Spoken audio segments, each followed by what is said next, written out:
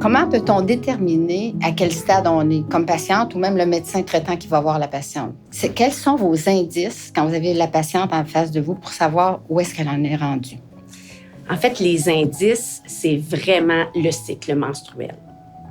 Okay? Pour les femmes qui ont encore leur utérus, qui ont leur cycle menstruel, leur menstruation, c'est vraiment le cycle menstruel qui va nous aider. Pour ce qui est des femmes qui ont eu ce qu'on appelle une ablation d'endomètre, donc qui n'ont plus de menstruation suite à cette procédure-là, ou les femmes qui ont eu une hystérectomie, là, c'est sûr que les symptômes vont nous guider, mais parfois, on peut utiliser un test sanguin pour doser l'estrogène et puis l'hormone là, qui donne le signal là, pour ovuler, donc doser les hormones.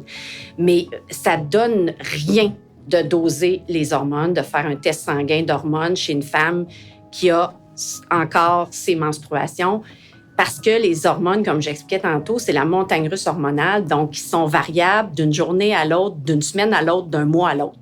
L'indice principal, là, c'est vraiment le cycle menstruel. C'est un message qui est très important à passer parce que combien de femmes peuvent venir nous voir et la première question qu'ils nous demandent, ou leur première demande, c'est « S'il vous plaît, dosez-moi mes hormones ». Alors, mis à part les patientes qui ont une chirurgie qui est de brûler l'intérieur de l'utérus, qui est l'ablation ou l'hystérectomie, il n'y a pas vraiment lieu, encore une fois, de faire un bilan hormonal. Il n'y a pas lieu de faire un bilan hormonal, puis je le sais que c'est dur à comprendre parce que là, tu as tellement d'inconfort, de souffrance même, que tu dis, ben là, il y a quelque chose, il faut me doser mes hormones pour essayer de m'aider, c'est que ça ne nous aidera pas à les aider, les patientes.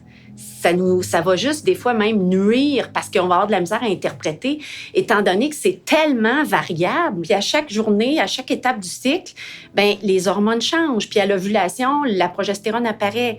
Donc, ça nous aide vraiment pas à à aider la patiente à trouver des solutions pour améliorer sa qualité de vie.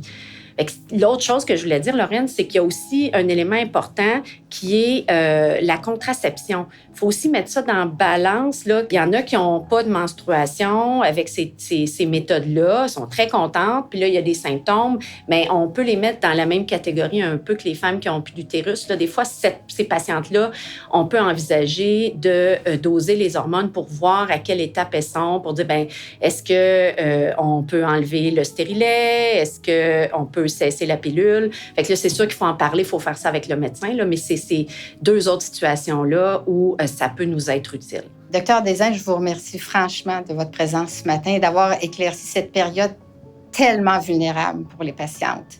Soyez des nôtres et à bientôt.